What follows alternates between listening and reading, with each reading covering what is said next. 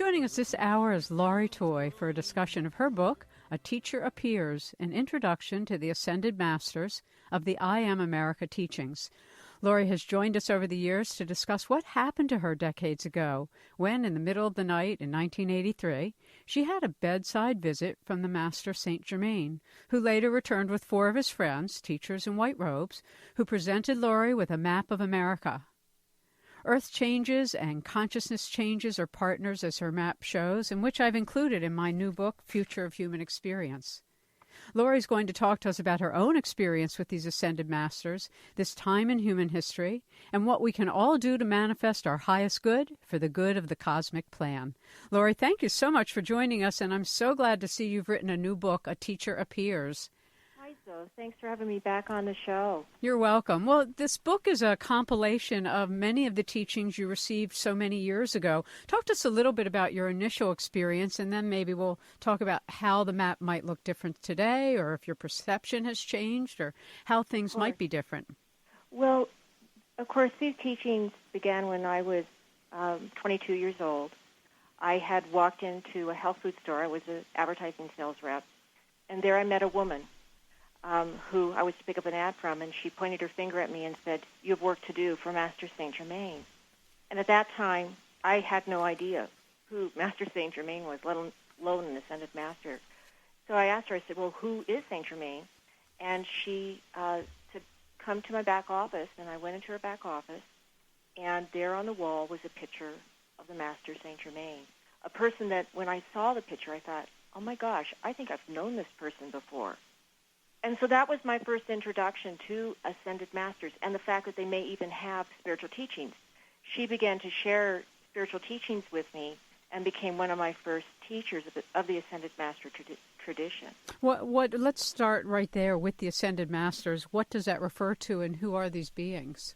Well, they are spiritual beings who have transcended the human experience. That is, they no longer require a physical body to be incarnated in.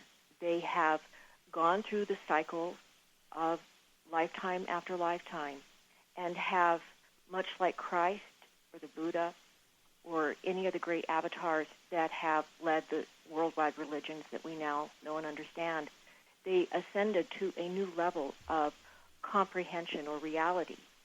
And from that, they have organized into a group purpose.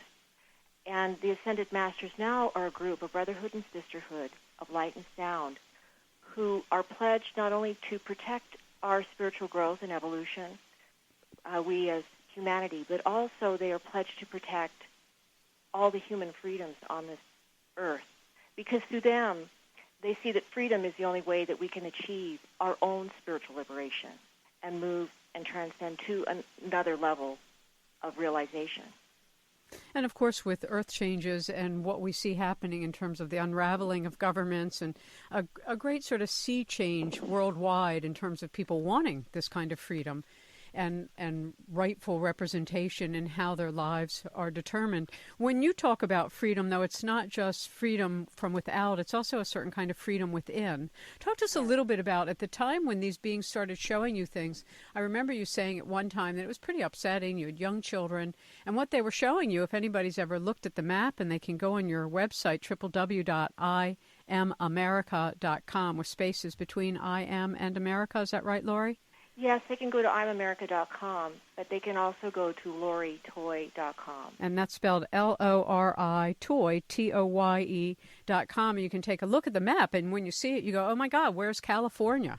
California's gone. Right, where's part? So talk to us a bit about that, because when, it's people have been talking about this time period for many centuries, that we're coming into sort of a flowering, as the Aztecs would say, that this is a time period when all of the cultures who have existed will kind of cross-pollinate. Convergence, yes. Yeah, exactly. So share with us sort of the broad perspective that these Ascended Masters have presented you with.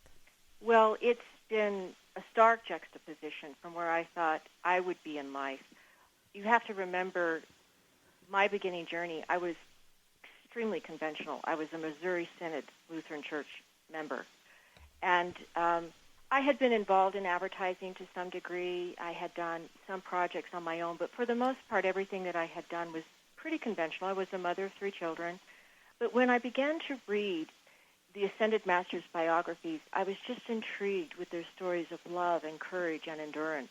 And within that, I was also intrigued with the idea that we could spiritually develop ourselves and transcend to a new level. This was all throughout the 80s, and of course during that time we had the World Day of Healing, which fortunately I found a group in this small town I lived in at the time in the Pacific Northwest that I could meet with, and we actually worked together, as everyone did at that time, as light workers. Also, Jose Arguelles' Harmonic Convergence.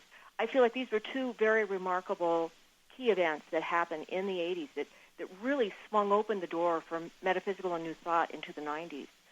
I published the map in 1988, and the I'm America map is a map of the Ascended Masters' prophecies of Earth changes. It was based largely upon a dream that I had had in the early 80s. And later on, I was able to enter into a trance meditative state and retrieve the information. And that was all compiled into what later became the I'm America map. But it was very difficult for me. So it was not an easy shift, if you will, in moving from a more conventional way of thinking into this new way of thinking. And just the fact even that I realized that I had this ability, because when I would go into meditation, there would always be master teachers there ready to give me instruction. And I didn't even realize at the time, in the late 80s, that I was a channel. But this whole process for me to develop my meditation technique, to become a channel, and then to evolve to develop a relationship with the master teachers and my own I Am Presence is what a teacher appears is about.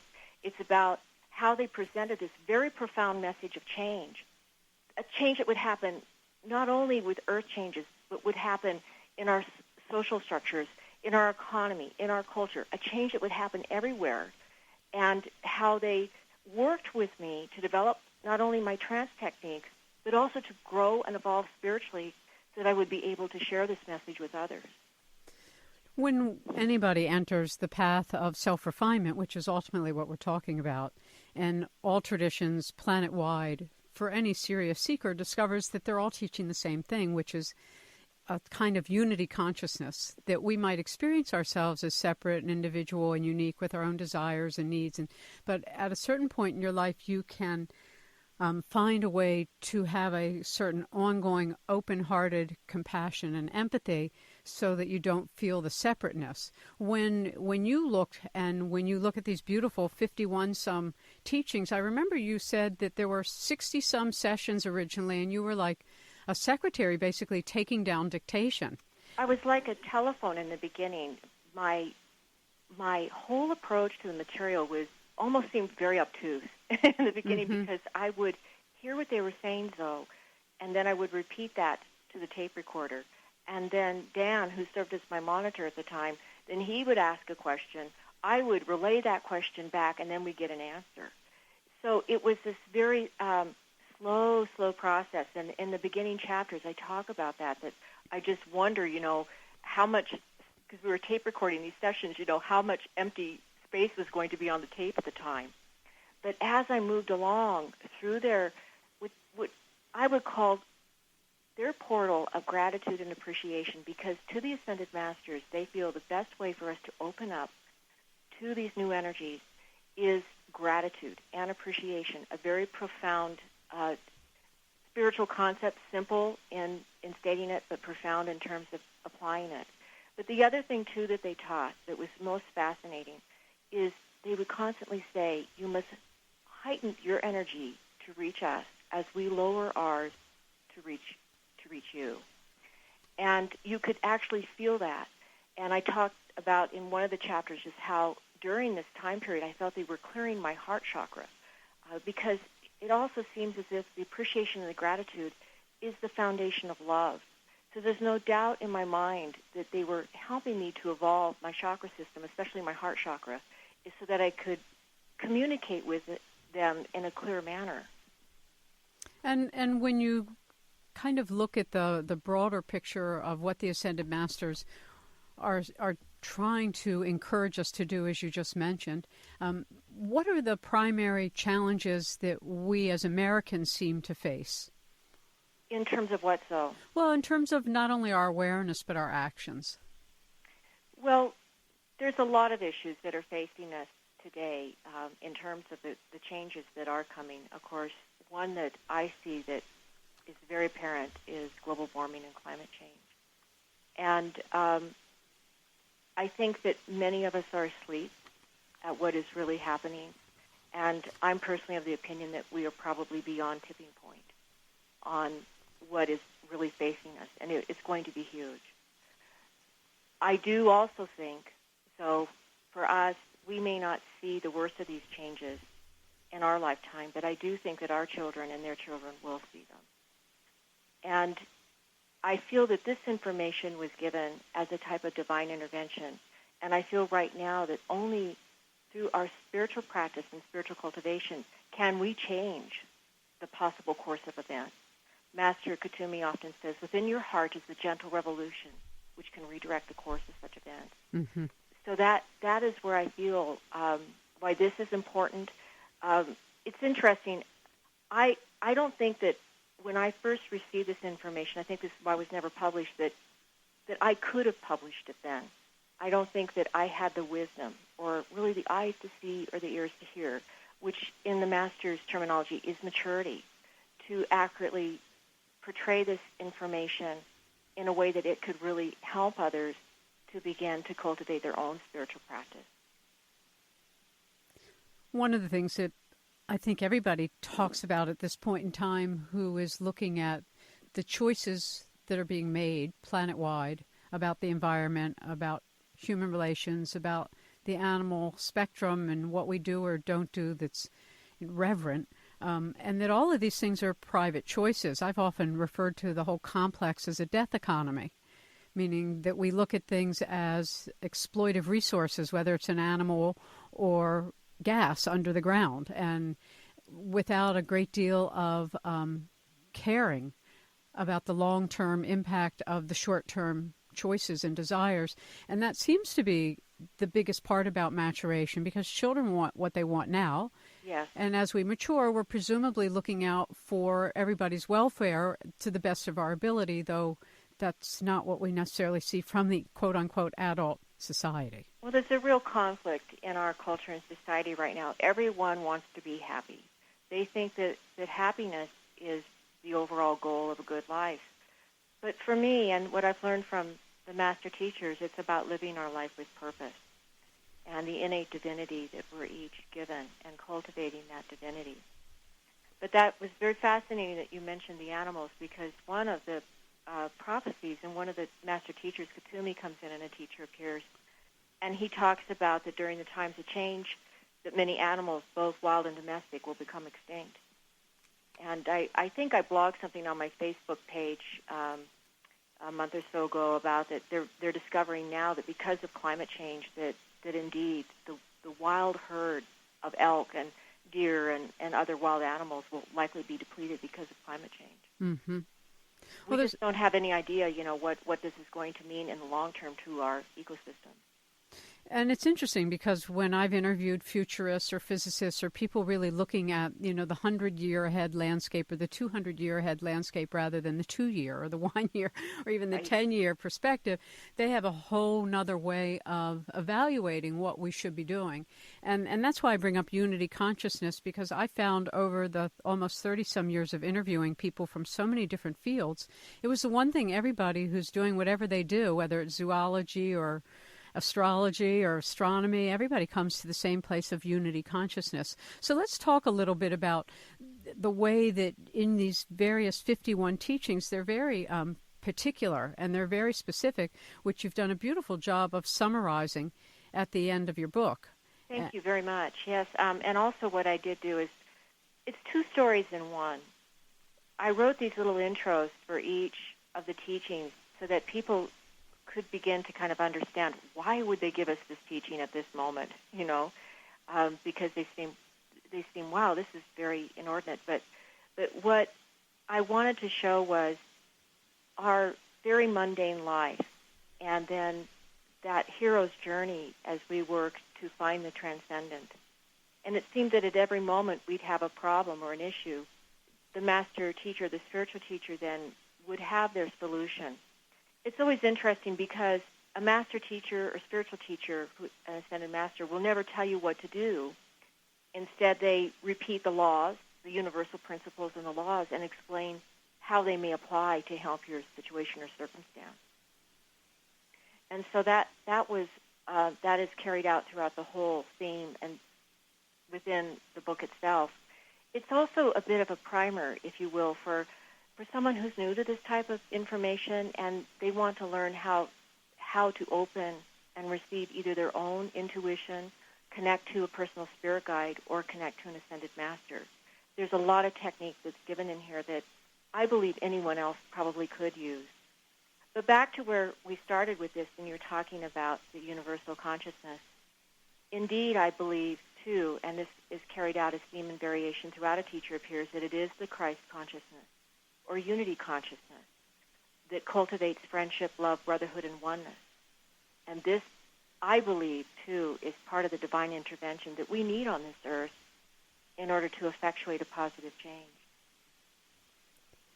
As I look at the various 51 lessons that are in the book, A Teacher Appears, one of the things that, and as you point out, if somebody's familiar with the Western mystery teachings, they may have heard of some of these things, but one of them is a very particular kind of meditation that I remember Elizabeth Clare Prophet and everybody out there in Montana at her retreat were very practicing, and she was very much a part of this whole kind of awareness of Saint Germain and El Moria and Katumi, was the violet flame. Talk to us a little bit about this and why it's important. The violet flame is remarkable, though. To me, I see the violet flame as cross-cultural. I think its roots are probably in Buddhism, in Hinduism to some degree, and also part of Christianity. But the violet flame, simply stated, is the practice of mercy, compassion, and forgiveness in all things and situations. And it's used as prayer, it's used as mantra, it's used as decree, it's used, as Elizabeth Clare Prophet would say, as fiat. It's used in many manners of spoken word, visualization. And you invoke the violet flame, which is really seen as a visible, tangible violet light spectrum. And what it does is it induces a state of detachment. It's also used to help cleanse karma of the past, or karma that you might be encountering, such as obstacles or problems that are currently maybe keeping you from realizing, some goal that you're pursuing, or a difficulty in a relationship, or even difficulty with money, truly third-dimensional things. So the violet flame is very, very powerful. And that is also has, in the book, A Teacher Appears, as many instructions about the violet flame. And what are the basic teachings, then, about human consciousness and our power to change things? Well, of course, consciousness is related to everything. Consciousness, is also, interestingly enough, is also related to weather. Our human consciousness controls what the masters would call the elemental life force, the elemental kingdom, the nature spirits and the devas. And our consciousness actually affects their ability to create harmony or to create disharmony. That is, human consciousness has the ability to take a horrible, horrific storm such as Katrina and transmute it into a gentle rain. However, practically speaking, just because when we see those things, we wonder, well, what is the power of prayer? What is the power of spiritual practice? Mm-hmm. There's many, many techniques that we can use in order to actually intervene with our consciousness.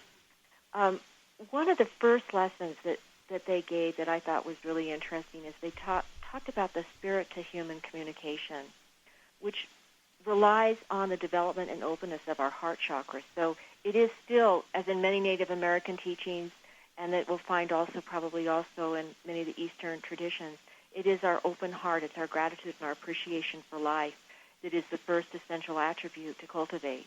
Because until we can recognize that the earth is one, that we are one with it, and that she is a sentient, a being unto herself, it's very difficult to translate any of this information of consciousness to her and to how that can change her. It's so interesting because in my book that took me probably 30 years of work, it's very similar in the sense of so many of us have worked so long at so many things, and it's kind of like now's the time to like let it out, put it all out there. I think so too. Mm-hmm. I think it's time for us to give this to future generations. Mm-hmm. That's how I feel about my new book, The Future of Human Experience, which you are profiled in. And when I think about all the decades of so many people from so many different disciplines talking about things like you just said, that we have the capacity to change weather systems for the good, not just to clear clouds for sporting events, but truly to avert disaster from loss of life, loss of land, etc.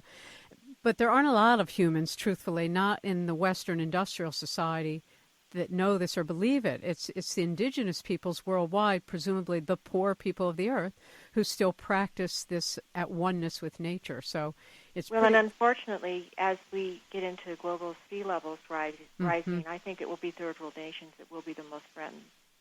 Mm-hmm. I think you're not alone in that prediction. We'll be right back. If you've just joined us, our guest is Lori Toye. Her book, A Teacher Appears. You can go to www.iamamerica.com, and we'll be right back. Hello, this is Dr. Raymond Moody, and I am a psychiatrist and philosophy professor, and you are listening to 21st Century Radio with Dr. Zoe Hieronimus. Please listen to this program. I've been inspired by Zoe's work for many years. So I wanted to talk, Lori, a little bit about, for those who may have gone to your website, LoriToye.com or IamAmerica.com, and looked at your I Am America map, they'll notice that there are particular areas that are considered to be like golden cities or things that will survive well. Safe havens. Golden cities are areas that are protected during the time of change. Not only, as I understand it, somewhat physically protected from a lot of the geophysical changes that are prophesied to occur, but primarily they are protected for spiritual interaction. That is, they help us to rise in vibration. And there are certain points in golden cities, locations in golden cities, as anyone can go out and discover, and these are areas that they actually assist our own spiritual evolution and growth at this time.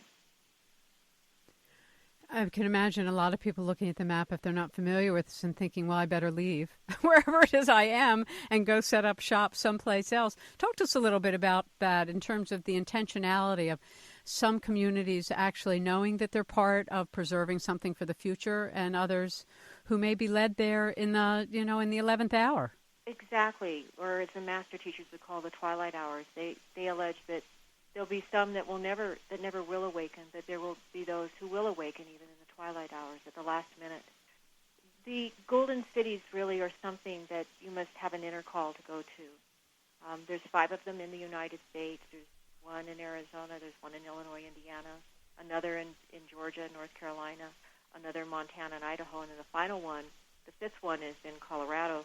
And each of them carry a certain type of energy. There's 51 of them total in the world. These are just the 5 United States ones. And what they are, they comprise a global type of grid that is designed to lift human consciousness at this time and to engender our spiritual growth and evolution.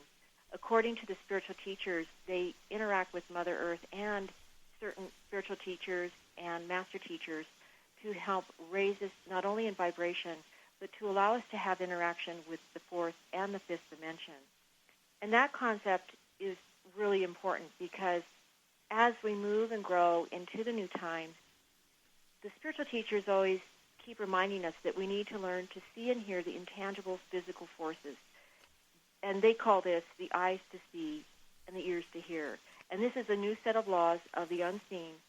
And in A Teacher Appears, the master teachers claim that these are ruled by thermodynamics and interdimensional mathematics. That was the terminology they used back then. Today we call that quantum physics. Mm-hmm. And that's what's so beautiful about the quantum physicists who have made a study of consciousness relative to quantum phenomena, is that they've really been able to show that the spiritual lineages have all been accurate in saying that you can get to a point where you're beyond time and space. And that doesn't mean you're no longer incarnate. It's just that you're not driven by the same incarnate desires. We're living in the ever-present now. So when you look back at how you first saw the world as a result of the teachings you were given, how have they changed over the decades?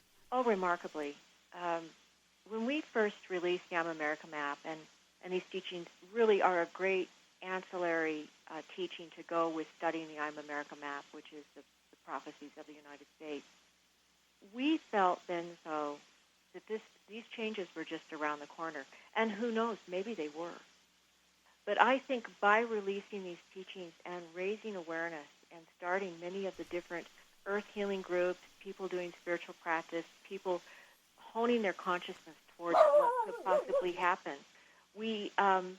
I think that we have seen some changes that now, like as I said before, I don't think we've held back the overall global warming, and I think indeed we're beyond that tipping point. But I do think at that point in time, they were very close, and I think that that's why the master teachers released that. But they continued to update information and explain that nothing is really set in stone, especially with prophesied information, that prophecy is always given ahead of time so that we can do something now about it. And in this case, they shared many spiritual teachings and spiritual applications that we could use to actually effectuate a divine intervention. And that's why, I mean, in terms of prophecy, that's the whole purpose of it, is just to awaken everybody how to sort of minimize, national peril, how to minimize natural disaster and all of these things. I mean, even in the Bible, you can read that that's what the prophets were concerned about as well. So it's almost as if we continually over time, and I mean, my perspective now after having studied some of the Hindu teachings about cycles of time is that they're much bigger than anything most of us think about or grasp, and that there's always these big cycles of civilizations rising, flourishing, and then diminishing, if not disappearing. I mean, it seems to be they are handmaidens of natural disasters, whether they're planetary, solar, or galactic, and the evolution of humanity. They drive consciousness. There's no two ways about it. I studied them too. And there's two different types of timing in those Hindu cycles. You can study classic Puranic, or you could study the Lutaswar cycle, which he was the teacher of Paramahansa Yogananda. But in the classic Puranic timing, there is a prophecy where they talk about a 10,000-year golden age of Kali Yuga, because we are, sadly, right now in the age of Kali Yuga, the age of quarrel, the age of iron, a time where consciousness is not too high. But fortunately, starting in about 1899, we entered into the golden age of Kali Yuga. And I think this is the same time period that the master teachers are talking about. So we will see a rise in consciousness for at least 3,000 or 4,000 years now, which is very good for us. But alongside that, I think we will have some global suffering. We will have some major catastrophes that we will have to learn to deal with in order so that we can recalibrate our energy and begin to work spiritually with that great influx of energy of the golden age, of the new time. Exactly. And it's so interesting because in all of these teachings that you present, that there's a reality to collective energy. And I think oftentimes our modern day culture minimizes the importance of each person because we so glamorize sports figures and Hollywood figures and people that have sort of cultivated fame. And there's been, I think, a great diminishment in sharing with society, each person, child and elder, that what each one of us thinks and does is literally affecting the entire world right now. Well, there's always this great juxtaposition between Eastern and Western culture, between the individual and the group.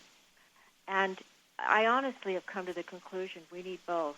Mm-hmm. But we seem to overemphasize the individual in our culture, our Western, but it is the group where we're moving into the one.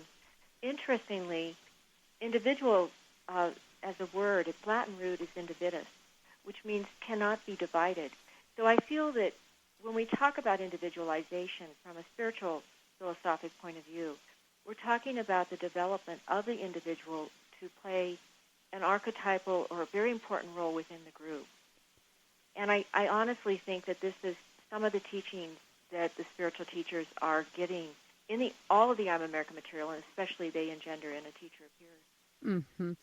And one of the interesting things is the kind of technologies that they speak of, one of them being that there will be a weather crystal. I mean, it's not just words about how our states of consciousness will be different, but they already imparted through you and others around the world that these technologies already exist. Yes, and I wondered when I read that, are they talking about HAARP? What in the world are they talking about? So I really dove into that philosophy, and what they're talking about, ideally, is the principle of stillness, and which is also Taoist philosophy, that when the elementals are in harmony, that is, when they're not being influenced by discordant human consciousness, they move into harmony, and time slows down. Interestingly, one of the prophecies that the Masters have always shared as we enter into this time of change is time compaction. Because of the discordant and the pressure and all the disharmony that's happening all the time in our environment, and we have a much, much larger population today as well, that time just seems to compress or compact upon itself. But they say in the new time that we will actually be allowed to experience a time of stillness, a time where we can actually take in the new energy and the new vibration to help us rise in our spiritual evolution and growth. You know, I've shared before some of the Kabbalistic prophecies, which are comporting with the Hindu prophecies, that we reach a time where humanity will go back up the chain into no longer having physical bodies, that the goal of humanity is for every human to become an ascended master. I think that's true, though. In fact, I was reading a transcript, just a recent transcript that the Masters had given us, and they talked about a time when we were just golden globes. That's all that we had in terms of our physical body. We were just a golden globe of light. That's beautiful. I think Hollywood would love to hear that, too, the Golden Globe Awards. Yes, the Golden Globe. Maybe we can have some Golden Globe Awards of our own. Who's doing a lot for humanity? Give them a Golden Globe Award. I love that. That's beautiful. Well, look, we're going to take a break, and then when we come back, we'll also continue our discussion about some of the things that you see that have changed. But I want to be sure we talk about what is meant by I am. Hello, I'm James Olson, author of The Whole Brain Path to Peace. My website is thewholebrainpath.com. You're listening to 21st Century Radio with Dr. Zohara Hieronimus, and I just loved being on this show, and she is such a great interview. I know you're going to enjoy whatever you listen to. The Whole Brain Path to Peace, where he talks so clearly about the left hemisphere and the right hemisphere, the male and the female, the positive, the negative, the intuitive, the rational, and that we really can bring harmony to ourselves and the world by learning how to balance both sides of our brain. Laurie Toye's book, A Teacher Appears, an introduction to the Ascended Masters of the I Am America teachings. You can go to IamAmerica.com and download a recording of the entire book. Laurie, what's so special about that recording? Well, it's a very special theatrical production of A Teacher Appears. We decided to take just a different approach altogether to the material, and we hired 14 voice actors to come in and play the roles of the spiritual teachers. Oh, lovely. And it really, when you read something, you'll hear it in one way, but of course when you hear it, and especially when an interpretation is given to it, you really hear it differently. Mm-hmm. So it's really been a fun project, and we're really happy to offer it. So coming back to some of the particulars in the work that you've been doing your whole life. So I Am America, and the words I am, to everybody they think, well, that means I am, I exist, but it means something else in your parlance. Well, in these teachings, it means the individualized presence of God. And, of course, when you work with a teacher, spiritual teacher, or an ascended master, that's a temporary state, working with them. They are always leading you to integrate with the present, so that you yourself become empowered and understand the universal principles and laws which actually will guide your evolution into the ascension process. And so as you work more and more with the I Am, you find that the I Am is the crux of all spiritual development and manifestation, that it is indeed involved in every aspect of co-creation, and the integration with the I Am is the initiation really into self-realization. You also write that the I am serves as protection or armor. I mean, some people would say when they pray to God or to some other deity that that's how they derive their sense of being protected. Well, the I am carries within it, in traditional teachings, a tube of white light that then floods the whole human aura. And from that comes our protection and our strength in order to proceed with our spiritual growth and development. When you look back, Laurie, at all the years you've done this work, how has the message changed? I mean, obviously, as you've matured, you see it differently. And I think as all of us, and I was going to say, and I think all of us who have sort of been exposed to believing in earth changes way before there was any geological anything to look at or any atmospheric anything. I mean, most of us, I think, since the early 80s or mid-70s have been talking about this, and only now is sort of like the scientific community taking more serious note, forgetting all the political pressure that it's not real, not happening, but we know that it is. I see that, first, I think we're very blessed to have this information ahead of time to prepare ourselves spiritually for what is coming, because I think what will be coming is going to be very difficult for many of us to witness. I am happy that some of it kind of slowed down and that we were able to work at a spiritual level, I think, for that to happen. I think that was also very important.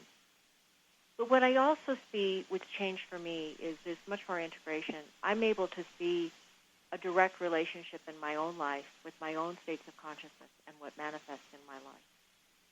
And I think a lot of other people who apply spiritual practice and meditation understand that as well. But as I said before, I do also think that with these prophecies and with earth changes that we cannot go into fear, that we really have to remain grounded and practical. But we also have to understand that we have to remain informed. And I'm not certain that the media is really covering this in its entirety. And so years ago, I began a blog. I really started for myself, so I wanted to be able to have the resources there when I was writing. And I began to see a thread of how many of these prophecies were happening in one way or another. Maybe not as extreme as we originally thought, but in a lesser degree. And so if anyone wants to go to my website and click on the blog icon, you can go there and go back through all of those articles and really get a sense of just what is happening. And the major threat that I see is climate change and global warming. And it's huge. It's huge because it is going to change life on Earth as we know it. Oh, no question about it. I remember in talking to plasma physicist Paula Violette, and he was talking about these galactic core explosions, and he believes that that's sort of the main story behind the diminishment of all kinds of different ages. And even though there may have been war, there may have been meteors or comets, he said the big thing was a galactic core explosion. And he really believes that's what we're headed towards. So that you're talking about such tremendous amount of energy being hurled towards the Earth, well, to the whole solar system, that it would change everything overnight. And I think John Peterson has done a beautiful job from the Arlington Institute of he's kind of like a futurist planner, if you will. And they look at trends, but one of the things they covered are the wild cards. And, of course, a meteorite hitting the Earth is a wild card, or famine is a wild card, or the West Coast dropping into the ocean is a wild card. And they measure them based on the scale of impact, the range of impact, and the time it would affect us. And the biggest one I think everyone is talking about now is the electromagnetic pulse. And I remember when I talked about that in the 80s, people thought, oh, God, another crazy Zoe thing. And now that's what government's talking about, that all you need is a major electromagnetic pulse that will shut down all of our electronics, all of our electric grid. And that in itself would be an enormous change for this country or any other. It would be. It would be. I mean, people don't read real printed books anymore. And we just have such a different life that is lived in an electronic world. It's almost as if maybe some of these spiritual ideas have kind of evolved to this sort of cyberspace in some ways. And I can see how some of that would translate over in our evolutionary process. But if any of these things were to happen, we'd have such a breakdown. It would be, I think that many people would just not, they would go insane. Mm-hmm.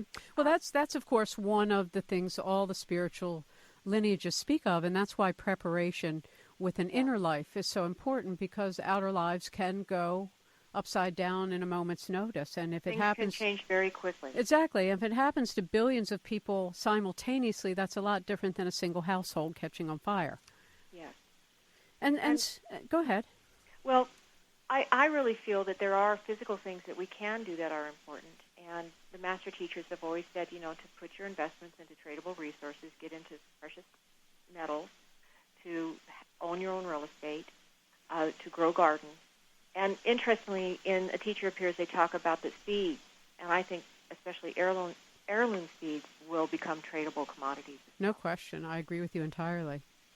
I mean, just the basic assets, and that's why those of us who have been fighting Monsanto and other corporations who are pressing for this genetically modified foods, we know that it's like death at the door, and it could make it so difficult for anybody to grow food anywhere in the world. It's quite frightening. It really could.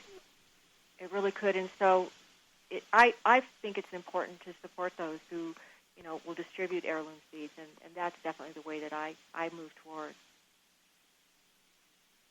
So looking then back to your experience when you were 22 years old, I know you're not 22 anymore. You've raised your children. I'm a grandmother now. Congratulations. That's a lovely thing.